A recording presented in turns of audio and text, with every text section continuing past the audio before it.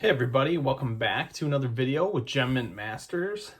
Today I'm going to be going through a PSA pre-submission video and talk a little bit about kind of the evolution of my PSA submissions, because I feel like I've hit kind of an important milestone here in the cards that I'm going to be submitting. So this one is very different from a lot of ones I've done historically. If you haven't seen yet, I put out kind of a series of videos around creating your personal collection and doing it in a cheap, easy, and effective way. And I'm going to be putting out another video talking about the kind of the next phase of that, of where I've gotten to at this point, and that's upgrading my collection. So that's kind of always been my goal. I have a handful of players that I collect in my personal collection. I've been collecting them. I do a lot of raw to grade of those players. Some of them are in here, and I'll talk a little bit about them. But also, kind of building over time more valuable cards of those players. And sometimes that might entail selling some cards that you have of those players in order to get the better ones. And at first I thought it'd be tough, but it really wasn't. So check out that video when it comes out. I'm going to be putting that out hopefully in the next week or two.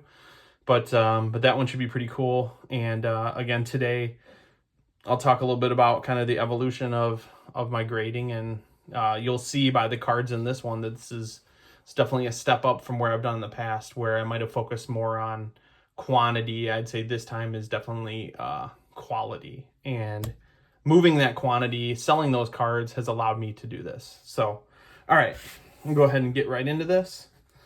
First card here we've got is a Shai Gilgeous-Alexander Optic Hollow Rated rookie. One of the cleanest copies I think I've ever seen. I actually bought this already graded, cracked it out, so I'm interested to see what this comes out as. It was not a PSA slab, it was somebody else, and I feel pretty confident that this has a really good chance of getting a 10. This is something I've done with a few cards in this submission. I'll kind of note that, but it's amazing the disparity in some of the grading companies, but at the same point, like, some of these grading companies have really high standards in how they grade.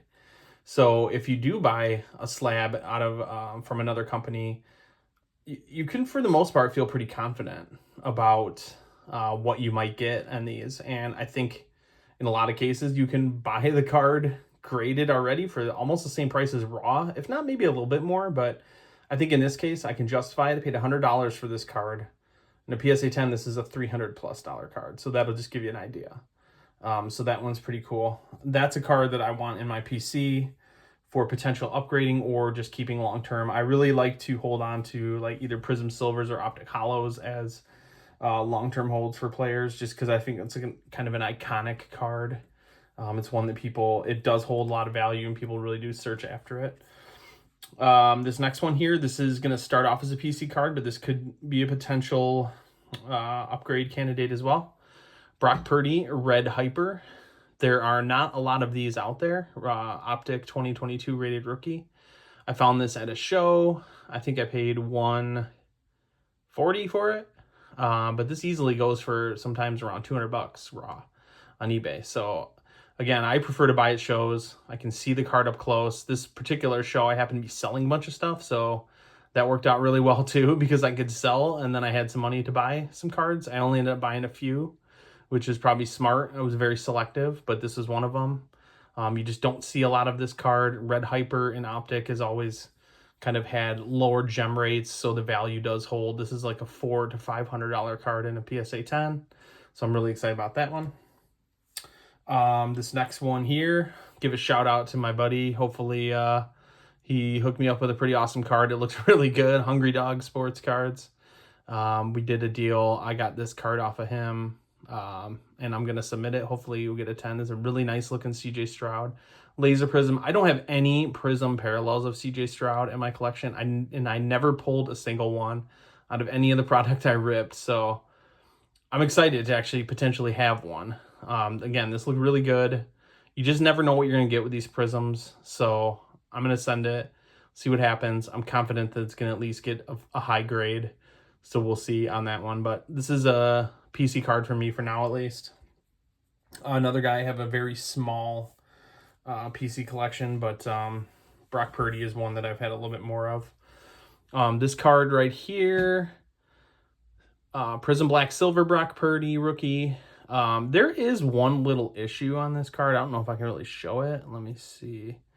On one of, I think it was like on the left side, there was like a tiny little, I don't even know if I'd call it a scratch, just some little kind of little mark. Otherwise, the card looked great.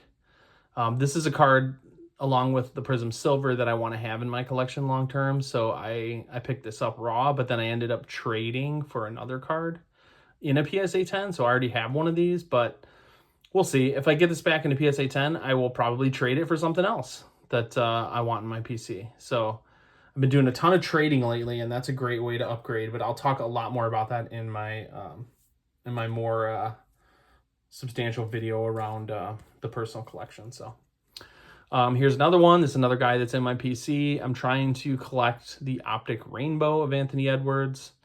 This card is hard to get a gem in, and I'm not extremely confident this is going to get one, but you never know. This is a card I really want. You can get these for under 100, but then they go for 300 to 400 in a PSA 10. So again, raw to grade is the way to go. If you can find a good copy of something, you're going to save a ton of money. But you might have to work at it. It might take 3 or 4 tries to get it. But the nice thing, and that's the theme with a lot of these cards in here, is if they get a 9, you should be good to sell it and break even and try again. That's kind of my strategy. I love raw to grade because of the potential of getting a PSA 10, and it's not always going to work. But again, if you can get a 9, you can sell it, break even, try again. It kind of gives you the opportunity to do that. So, all right. This next one is a very obscure card. I'm really excited I found this because you do not see these pop up very often. This is a guy that is in my personal collection. I've talked about him on my videos before. And you'll see at least one other Donovan Mitchell in here, but this is a Donruss paper, green hollow laser out of 99. I looked it up. The pop counts on all of these numbered cards in Donruss for Donovan Mitchell are extremely low. I'm talking 10 or less, and I don't know why. Maybe it's just because, I mean, granted it's a numbered card, but paper cards don't hold their condition very well, especially this one from 2017, but I got a really clean copy, and I like the way this looks, and I'm really optimistic about this potentially getting a 10, and I only paid $30 for this too. So this is, it's not as sought after as the Optic rookies of his, because those can go in a 99, can go upwards of 300 to 400 or maybe even 500.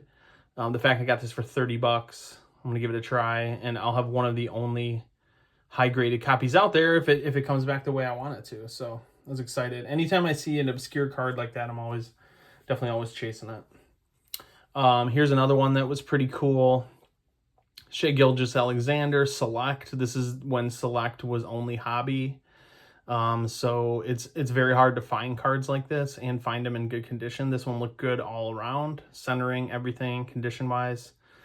This is probably like a $200 card in a PSA 10. I think I paid right around 80 for it. Again, this is just not a card you see pop up. So, my longer term strategy is to try to find the cards that I think are going to have more longer term value, that there just aren't a lot of out there. And I know this isn't numbered, not super low print or anything, but the pop counts are very low. And it should remain that way, because the more the years go on, you're not going to see a lot of clean copies coming into the market, and you're not going to see them getting 10s. So potentially we have a good solid card there. Okay, here's another one. This is a pretty rare card. That is a pen mark at the top, not a hair. I almost tried to pull that off. I think I was writing on something. I got that. But this is a card I actually pulled out of one of the Donruss sets. This is the Brock Purdy Press Proof Hyper. The pop count on this is extremely low. It is like 6. So you just don't see a lot of this card around either. So again, I'm really kind of chasing those rare, more sought after parallels, but also trying to find ones that have good value today where I can get them for a decent price. Well, this one I pulled out of a pack, so I guess that's different, but you could probably find this one for around $100 raw, maybe 200. I'm not sure, but I think the longer term value on this is much higher than that. So again, hopefully that one comes back. 6 pop count. That's great. Now these next 2 cards, not super rare, but they do have some good value today. So these might be cards I used for my upgrade strategy, but I pulled both of these out of, actually, if you check out one of my recent videos, I pulled both of these out of the same hanger box. I got a Victor Wembanyama Tectonic Concourse along with the Lodestar Silver. I think the Tectonic goes upwards of 200, if not a little bit lower than that. And the Lodestar kind of probably around 100 or less. But again, still great value in these cards. Victor Wembanyama has an insane market. There's just so many people that collect him. So sending cards of his, it's just, you really can't go wrong. But I will say I have shifted my mindset from any Wemby card to now really I'm only submitting parallels. I'm no longer submitting any base cards of Wembanyama because the market has been flooded. The pop counts are getting way up there.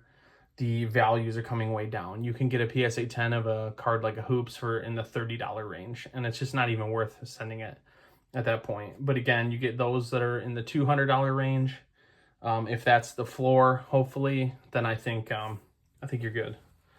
All right, these next 2 cards, very strange, very obscure, but I'm submitting these for a buddy, but I figured I'd just show these.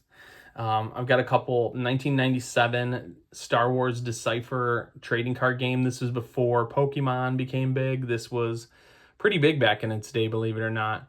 But these cards are super valuable too, and especially if you find them in good condition. The pop counts are ridiculously low. It's hardly any of these exist.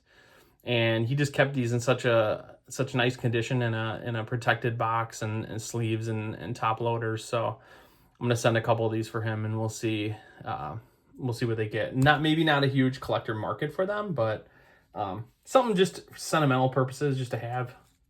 Should be pretty cool. So, all right, these next 2 I'm gonna show together. I picked these up for what I thought was a steal of a deal.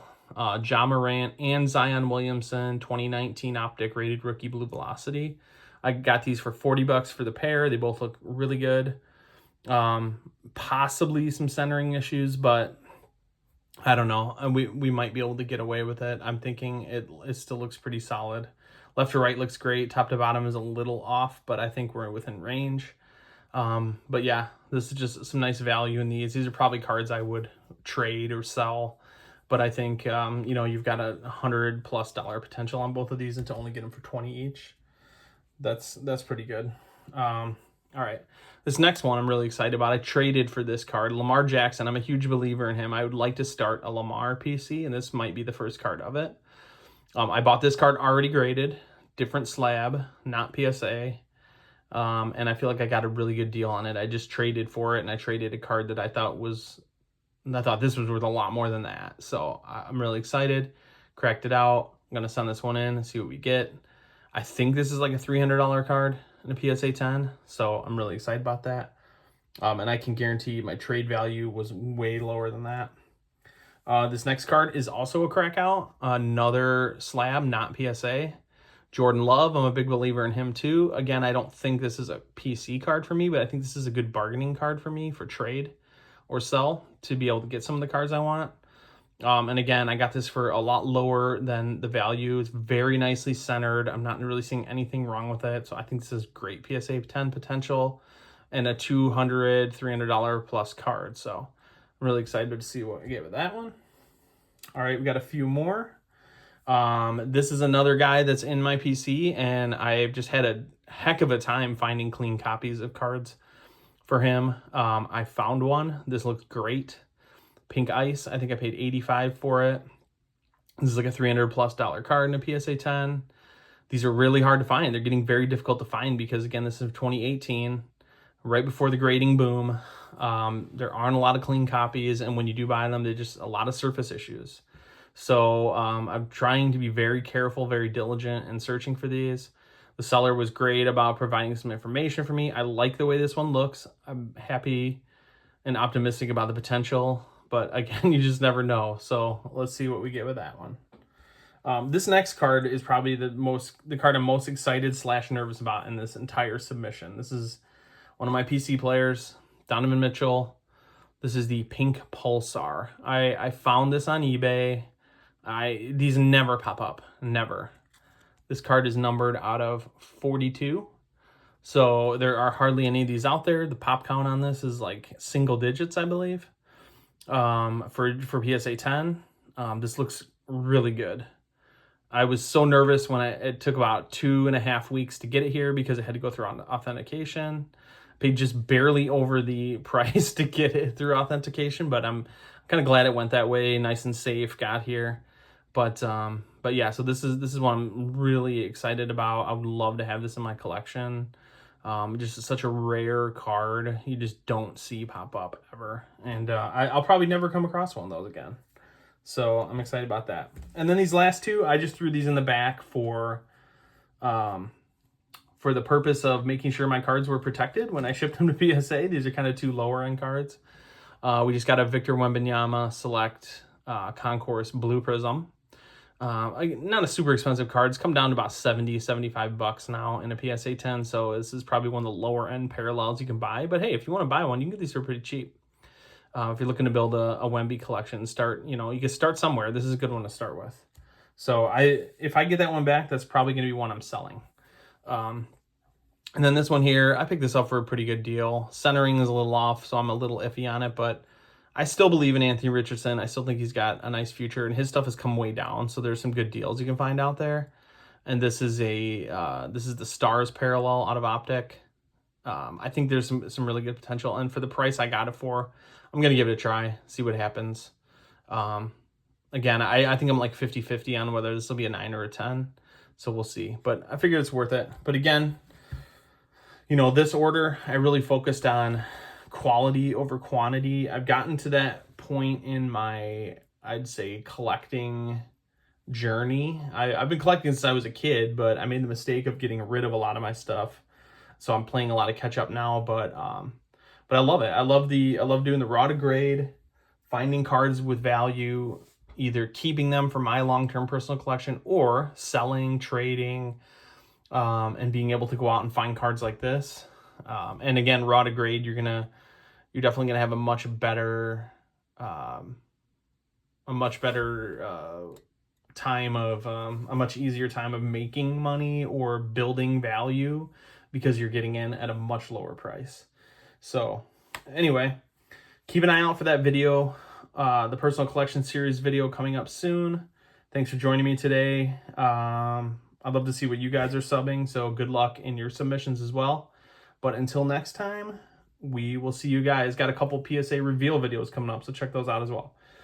See you later. Drop a like, comment, subscribe. Until next time.